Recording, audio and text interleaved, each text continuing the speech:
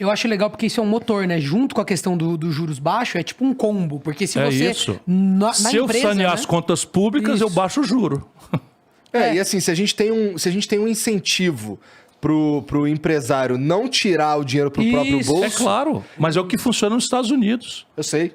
E no mundo inteiro. O lucro reinvestido é imune, não tem tributação. Porque tá gerando emprego, tá expandindo o capital nacional. Tá voltando pra sociedade. Isso, exatamente. Claro. Então o cara toma uma decisão. Bom, eu paro agora, pago meu tributo e vou viver minha vida agora com meu dinheiro ou não? Então, soberança, esqueça 2 milhões de reais de patrimônio, que é 90% do povo. Não tem que pagar nada. 2 milhões, uma casinha, um apartamento, um carro, isso é bobagem, não tem que pagar nada. Agora o camarada morreu, o cidadão, outro dia no Ceará, o cidadão morreu. Sabe quanto foi o imposto que ele recolheu? 8%, que é o maior do Brasil, lá no Ceará. 8%, ele recolheu 500 milhões de reais. Porra! Bobagem o dinheiro do cara. Você imagina. E que falta fez pro cara, porra, pros herdadores? Exatamente, eu não entendo porque isso inflama tanto as pessoas. É um pensamento. E a maioria das pessoas que defendem nem tem esse capital, né? Não é isso, não tem. Agora, veja bem, os herdeiros, cara, que estão com a vida... né? Eu tô falando especificamente de quem herda casa de R$ 1 bilhão ou multimilionários numa cifra muito absurda. O herdeiro já tem toda a vantagem de começar a vida com no a empresa do pai. No mundo inteiro, esse é um tributo cobrado de forma progressiva. Eu cito os Estados Unidos, porque é a menor alíquota, é 35%. Na Europa é 55%, em alguns lugares, como os países nórdicos, 56%. Eu estou propondo aqui no Brasil uma coisa moderada, de 15% e tal. E, cara, tem que legalizar o cassino nessa porra, cara. Eu nem sou contra nem a favor. Você vai ver, na hora que eles estão fazendo já. Na hora que fizer, vai ser a maior decepção. Pode ser, mas assim, quem é o Estado para mandar onde é que as pessoas botam dinheiro? Não tem problema nenhum. Nessa questão, eu acho quem que é contra isso são as igrejas. Tá certo? E eu respeito muito a razão moral. Por quê? Porque você tem ali uma coisa que é lavagem de dinheiro, é perfeito para as máfias em todo canto, por isso que a Comissão de Jogos de Las Vegas é muito severa. Só para você ter uma ideia, talvez o cidadão tenha a menor notícia disso, mas a comissão, eu estudei essas coisas todas, a Comissão de Jogos de Las Vegas determina qual fração do faturamento bruto do cassino pode ficar com o cassino. E é 3%. 97% do faturamento tem que devolver para os aplicadores, para os jogadores. Cada máquina é regulada que tem que ter X% de prêmio. Tem que ter uma seriedade muito grande. Imagina essa esculhambação aqui no Brasil. Tudo bem, é importante ter uma seriedade mesmo. Mas eu concordo com você que se a gente quiser ganhar força... Eu estou te dizendo, eu não perco um minuto nem para defender, nem para atacar, zero. Não está na minha ordem de preocupação isso. Eu acho que deixa depois do debate público. Isso é um problema para o Brasil do futuro. É nada para amanhã que interessa. Já teve cassino no Brasil. Quem proibiu acho que foi o Dutra. O presidente Dutra que proibiu, mas tinha Caxambu... São Lourenço, tal, em Minas Gerais. Tinha lá na minha cidade do interior, tinha um cassino. Tinha a Urca no Rio de Janeiro, não sei o que. Isso não faz mal para ninguém. Isso é bobagem. Nem faz mal, nem faz bem nenhum. Tal. Entendi. Deixa eu ver aqui. Vai ajudar o turismo. Eu me lembro que no Ceará entrava governo e saía governo, tinha um cassino lá que a gente fazia de conta que não sabia. Nunca fez uma estatística relevante no estado do Ceará para nada. Até que fechou. Fechou não foi por repressão, não. Fechou porque ninguém foi mais. Mas essa coisa do turismo é uma pauta importantíssima, que a gente está conversando há muito tempo aqui, né? Mas enfim, a minha família tem tradição hoteleira, tá? Porque a gente é do interior. E, cara, é ridículo. O potencial do Brasil é... A Torre Eiffel recebe mais gente por dia, por semana, sei lá, do que o Brasil recebe no ano inteiro. É isso aí. E o Brasil é lindíssimo, né? Que tem a questão Tem uma diversidade de clima, de paisagens, de... Dá para você vir pro Brasil, passar 15 dias e visitar 5 biomas diferentes. É uma riqueza... Isso. Enfim. Mais uma coisa pra gente trabalhar aí, né? E botar os holofotes. É uma indústria, precisa... É uma indústria. E assim, tem que ter seriedade, tem que achar os pontos onde pode se construir complexos hoteleiros, né? Com toda a questão ambiental respeitada. Tem mais de 300 em construção no Ceará hoje. Por quê? Porque nós regulamos preventivamente todo o uso e ocupação da orla. Então, aqui pode, aqui não pode. Já visitei lá e realmente tem muita coisa bonita. Tem turismo coisas lá ali incrível, que né? eu só posso entrar para visitar. A diária de 6 mil, 7 mil reais e tal. Vem gente da Europa direto para lá para fazer kitesurf. Sei, no meio da areia lá, só chega o jatinho. Caralho, deve ser foda. Já estive e ali, campo de golfe, não fui nesses mais caros, mas ali por Jeri e tal, tem todo um espetáculo. Pré-A, tudo é lindo ali. O Brunozão mandou: Oi, Ciro, gostaria de saber a respeito da reforma trabalhista. Você vai revogar ou alterar, principalmente em questão da aposentadoria?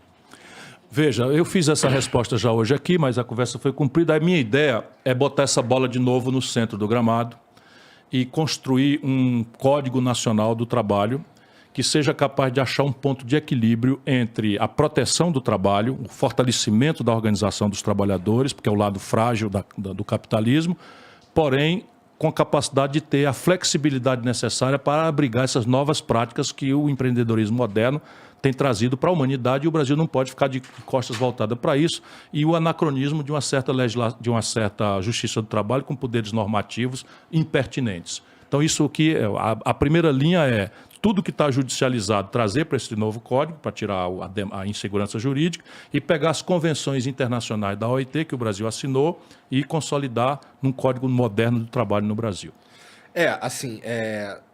Do jeito que tava ruim também, não tava? A CLT é uma consolidação das leis do trabalho que vem da década de 30. Percebe? No momento em que a relação de trabalho no Brasil era uma relação feudal no campo e semi-escrava na cidade. Então ela vem para explicar o Brasil dessa data. Com o tempo ela foi se tornando anacrônica e foi tomando algumas contradições. E com a revolução tecnológica, essas novas práticas produtivas, ela acabou virando, e esse poder normativo da justiça do trabalho que virou muito abuso. Então isso aí criou um ambiente de negação que permitiu o exagero da reforma trabalhista que foi feita lá atrás. E o exagero por quê? Porque se você olhar, o que aconteceu de lá para cá? Simplesmente o emprego piorou e a renda média caiu. E quando você tem emprego e renda em queda, a base do capitalismo é que paga. Porque você não tem consumidor, não tem venda, comércio, não tem encomenda para a indústria e não tem encomenda para a matéria-prima. Entendi. E a informalidade atinge hoje 70% do trabalhador brasileiro.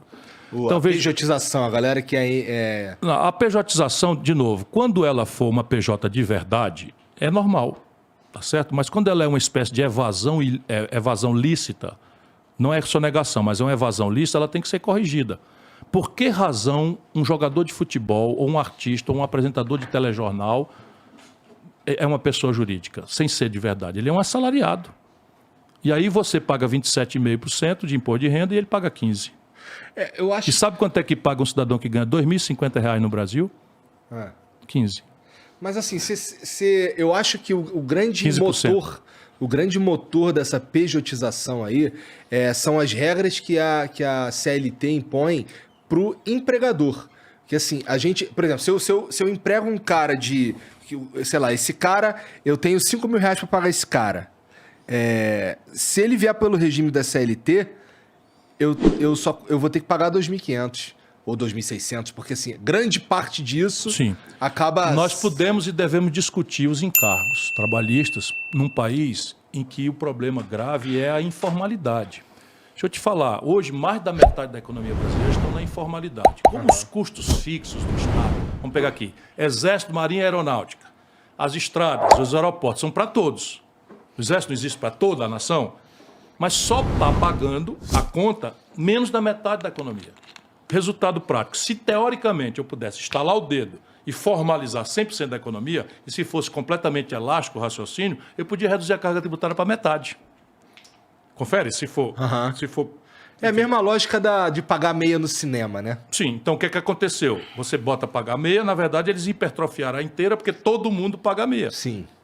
Então a inteira, na verdade, é só para um cara como eu que não gosta de fraude. Sim. Percebe que acabou sendo uma minoria nesse momento no Brasil, né?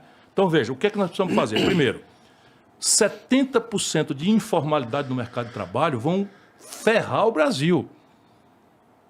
Por quê? Porque sabe o que é a jornada hoje do informal, que está nos ouvindo aqui? Já foi dormir. Sabe qual é a jornada? 60 a 70 horas semanais, contra uma jornada legal de 44, que ainda é uma das maiores do mundo, a jornada de 44 horas. Então, 60 a 70 horas, sem direito a descanso remunerado semanal para ir para o templo, ou para o culto, ou para a igreja, para a missa, sem férias, como se o cidadão conseguisse trabalhar de sol a sol sem parar, e sem 13º salário. Porém, o que mais me comove é que nós estamos produzindo um universo de quase 50, 60 milhões de pessoas que vão chegar daqui 15, 20 anos na velhice sem nenhuma cobertura previdenciária, irmão. O que vai acontecer? Essa cobertura previdenciária a gente não está julgando que, assim, eu não estou falando assim, vamos pacificar que o cara ele tem um salário que é digno E com esse salário digno ele Ele pode consegue comprar um viver... plano de previdência privada. É. Ok. Quantos por cento da população? Não, tudo bem. Vamos dizer que a gente tivesse isso daí para a maioria da população. Pronto, acabou o problema. Nesse sentido aí, você acha Zero que... problema, nenhum Entendi. problema, Tá bom. nada. O teu Não plano, é- inclusive, não é passa uma por criar algo imposição. Eu parecido com conheço isso, o né? Brasil. Tá, não é Então, um veja Estado... aí você faz uma reforma da Previdência que, tendo os abusos todos, faz uma reforma que não ataca o problema. O problema no Brasil, de novo, ó, discussão da raiz do problema, senão você não vai achar a solução. Uhum. E envolvimento da cumplicidade da população, senão você não consegue viabilizar a solução. Então, qual é o problema do sistema previdenciário brasileiro? É que nós, o Brasil, a Argentina e a Venezuela, olha que companhia, somos os últimos 3 países dos 63 que eu estudei que mantêm um sistema de repartição. O que é o sistema de repartição? É uma espécie de contrato entre as gerações, em que eu, jovem hoje, Trabalha pro velho contribuo ganhar para a Previdência, na certeza de que, quando eu me aposentar, alguém que vai vir vai pagar a minha aposentadoria que eu tiver lá. E tem O jeito? que é que fizeram? Quebraram, porque esse sistema só funciona com 2 pernas. As 2 morreram. Primeira perna, demografia jovem. Quando nós montamos esse sistema, o Brasil era muito jovem, então você tinha 8 trabalhadores jovens trabalhando por muito tempo para financiar um aposentado que morria antes dos 60 anos. Longevidade menor também. Hoje, a natalidade está caindo, a longevidade aumentando, e aí o que acontece? Hoje você tem 1,7 trabalhador ocupado para financiar um aposentado que vai até os 73. Morreu. Essa é a primeira perna, demografia jovem. A segunda perna, e o Brasil demorou 30 anos para ter 30% da população acima de 70 anos. O Japão levou 120 anos, só para você ver a selvageria que está acontecendo conosco. A segunda perna, um altíssimo nível de formalização do mercado de trabalho. Por quê? Porque o coração do financiamento da Previdência, sob o ponto de vista do sistema de repartição, é a carteira assinada. Se 70 de cada 100 não estão com carteira assinada, a fonte do mercado, do financiamento da Previdência morreu. E aí eu faço o quê? Mantenho o sistema de repartição, pego 3 grupos de interesse, o miserável, o pobre, o do regime geral, operário da construção civil, comerciário, assim, o regime geral. O déficit é R$ 1.600 por cabeça por ano. Tem um déficit, mas é R$ 1.600 por cabeça por ano. No servidor público, dá R$ 36 mil por cabeça por ano no judiciário e no legislativo. Tá certo? Algumas áreas do Banco Central e Receita Federal e tal tem um pouquinho mais aí, mas assim.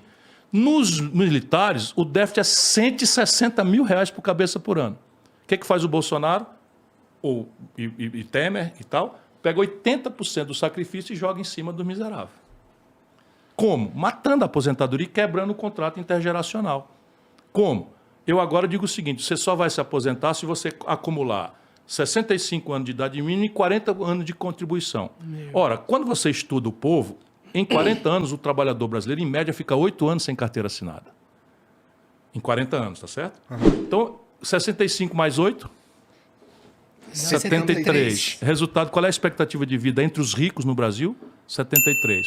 Na periferia, 60, 65. Eu extingui a pessoa aposentadoria. não sobrevive até a hora que ela pode se Eu extingui a aposentadoria, então acabei o contrato intergeracional e o trabalhador está nessa agora, ele está negociando com o patrão o meu agora. Percebe? Ele fica na informalidade, eu crio uma MEI e tal, recebo dele agora e não tem condição, não vai ter aposentadoria nenhuma.